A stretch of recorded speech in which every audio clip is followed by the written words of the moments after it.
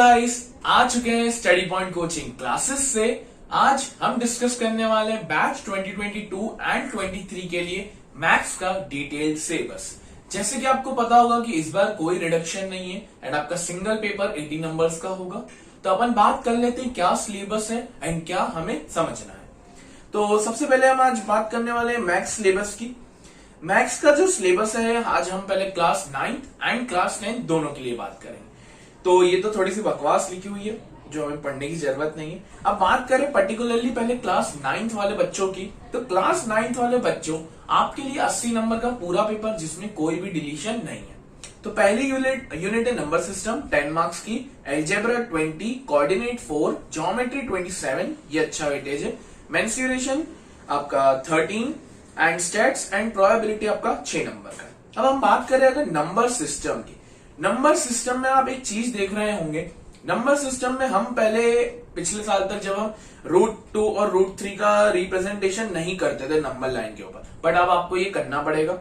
Rationalisation तो वापस है ही। तो पहले वाले चैप्टर में तो आपको कोई भी ज्यादा खास चेंजेस नहीं दिखेंगे, आपको सभी पढ़ना है।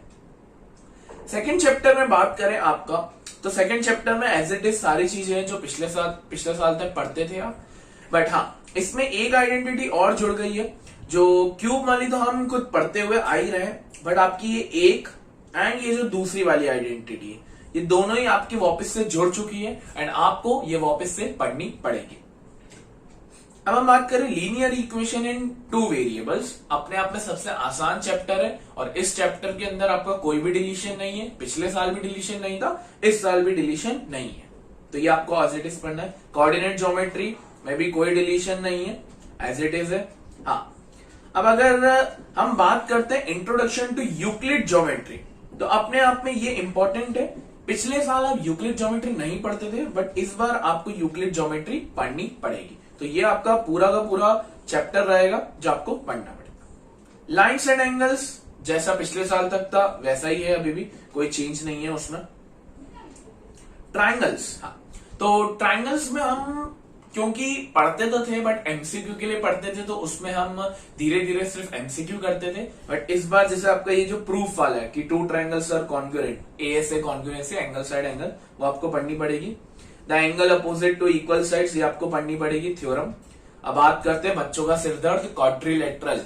क्वाड्रिलेटरल में आपको बहुत सारी थ्योरम मोटिवेट ही करना है, मतलब आपको इसमें कोई डिलीशन नहीं है। और वैसे भी पिछले साल भी हमने ये चैप्टर पूरा ही पढ़ा है, तो इस बार भी पढ़ना ही पड़ेगा।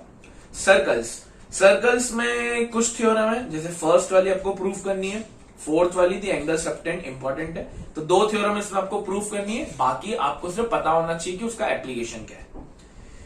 हेरॉन्स फॉर्मूला हम पूरा ही पढ़ते थे। हाँ, हेरॉन्स फॉर्मूला में हम सेकंड एक्सरसाइज अवॉइड करते थे जो फिगर्स वाली थी, बट इस बार वो भी पढ़नी पड़ेगी।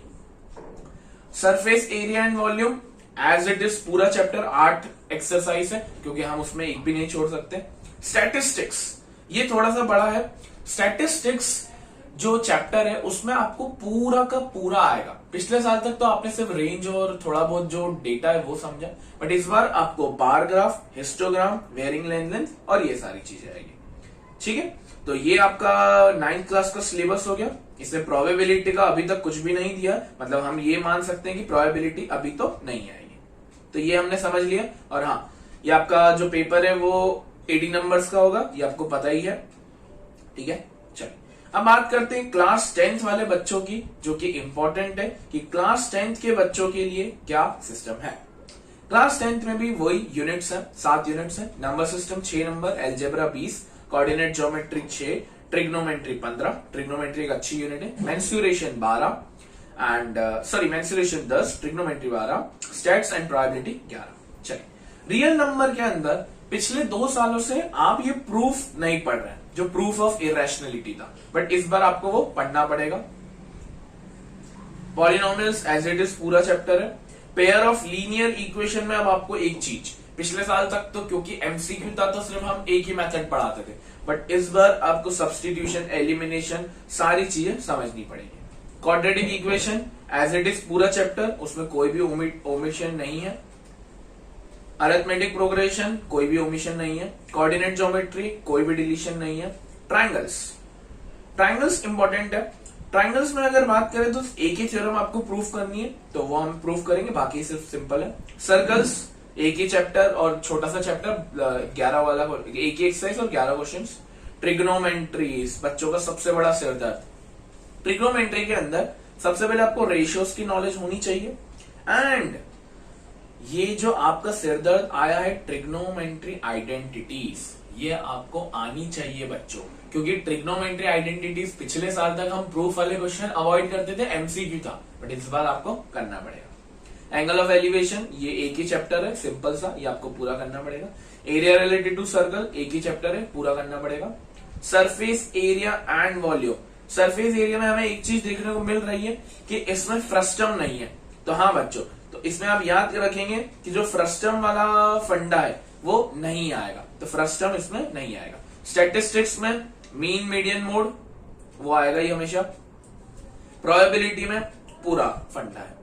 तो ये आपका सिलेबस 10th क्लास का भी एंड हो गया, एंड आपका वही 80 नंबर का पेपर होगा जो उन्होंने दिया हुआ है, और ये आपका कुछ दिया हुआ है कि कैसे क्वेश्चंस आएंगे, एंड इंटरनल असेसमेंट रहेगा, बुक्स वगैरह लिखी हुई है। तो ये चीज आपको समझ में आ गई होगी कि हमने पूरा का पूरा सिलेबस डिस्कस कर लिया है, एंड कुछ एक दो चीजें डिलीट हुई है, बट उसका भी डिलीट होना बनता नहीं है, सिंपल सी चीजें जो आपको पूरा सिलेबस पढ़ना पड़ेगा। Thank you for watching this video. Radhe Radhe.